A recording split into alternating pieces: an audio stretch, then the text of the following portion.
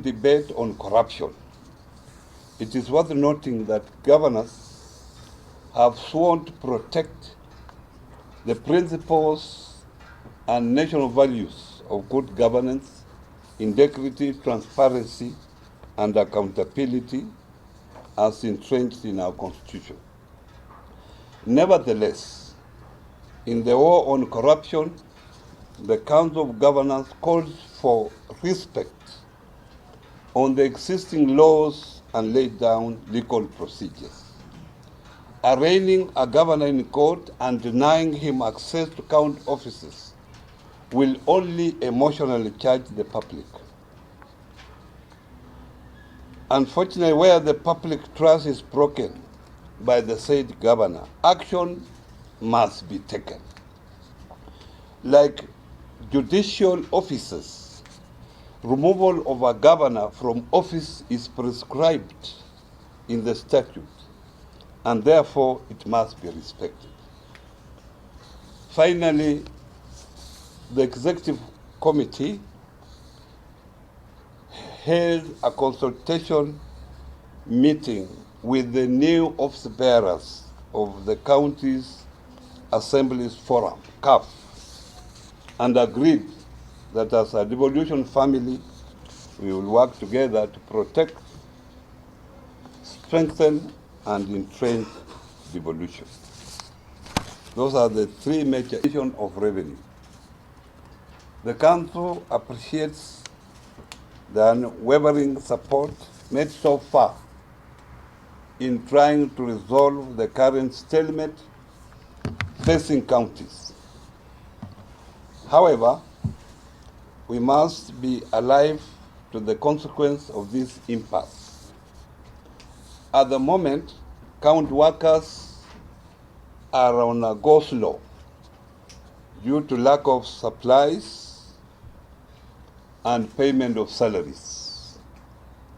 These are stabilized services across several counties, and we cannot ignore this anymore. It is paramount to note that the advisory by the Attorney General renders the option of dispersing a half of the proposed county allocation unconstitutional. Therefore, as county government, we continue to hope that the mediation process will be fruitful and the counties will receive their proper equitable share. We therefore urge Parliament to resolve this matter urgently and allow restoration of normalcy and service delivered to Kenyans across the country. The second issue that we have resolved is on the issue of the ruling of Justice Mumbi Ngugi. It will be based on the last audited accounts. And we cannot amend the law at the moment. We need some process to do so. But what we feel is appropriate is that this figure, because of inflation, is pegged on the last audited accounts. Because at the moment, the last audited account is 2014, 2015. That is how many years from now? That's about 4 years. And then with the inflation, you can imagine. And that's the figure they are now saying that they give us 30%. If it was pegged on the last audited account, that would just be 14%. Yeah. Yes? Mine is a bit different. In my own county, urging citizens from that particular county to come home and be counted. Even in the Bible, they say when it reaches time of counting, you go to your home. So I've told them to come home and be counted because the census figures are crucial for revenue allocation. So people going home, you know your money has gone there. So if you are in Nairobi here and you come from Kakamega County, when you want bursary, you go to Nairobi. Don't come to Kakamega. That's what it means, isn't it? Yeah. Yes, And then two, we have. I want to say it clearly here. and then two, the figure of 2021 that you say you don't know where it came from. Yeah. It came from one of you, the governor of Matakus, who I believe you were during the meetings. How comes now you're speaking from a different perspective? Maybe that was a proposal, but we never agreed on any figure. I've said it was a proposal, and I don't remember us agreeing on the figure. These are figures that were being thrown here. Some were saying 324, some 331, some 319. And since 324 and 319, halfway 331, there was a consensus towards that. But there was no formal meeting. And in any case, even if we agree on any figure, it must go back to Parliament. So Parliament has the final say. So I can't sit somewhere as chairman of the Council of Governors and pretend to be agreeing on a figure. I can only make proposals to the Senate and the National Assembly. Are we clear on that? Yes. Yeah. We have no role to play completely. Well, it is up to them. It is within their power.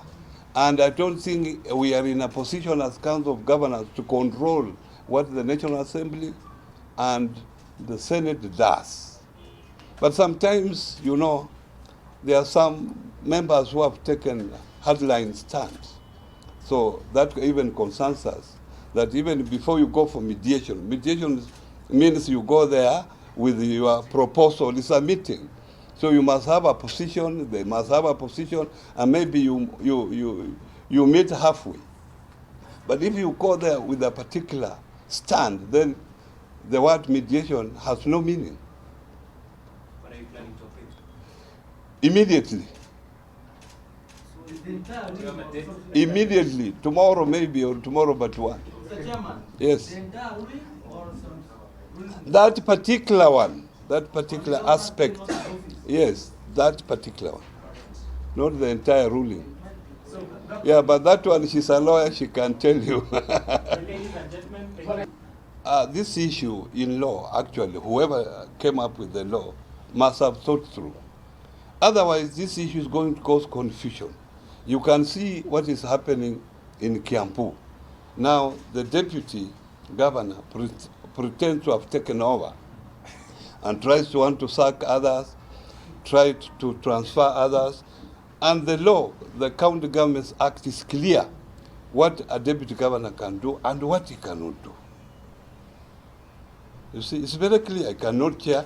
So in a way, if you keep off the governor, you are saying that that county cannot transact any business. Because most of the business is transacted through the cabinet of the county. So imagine cabinet is not meeting because the deputy governor cannot chair the cabinet, and it is clear in law. And I think there was proper intention for ensuring that. Otherwise, you will have parallel cabinets in the county. And it's the same at the national level. Because there are very key decisions that must be made by the cabinet. So if the governor is not there to chair those committees, the cabinet, then how will the county move on? It will be a problem, paralysis.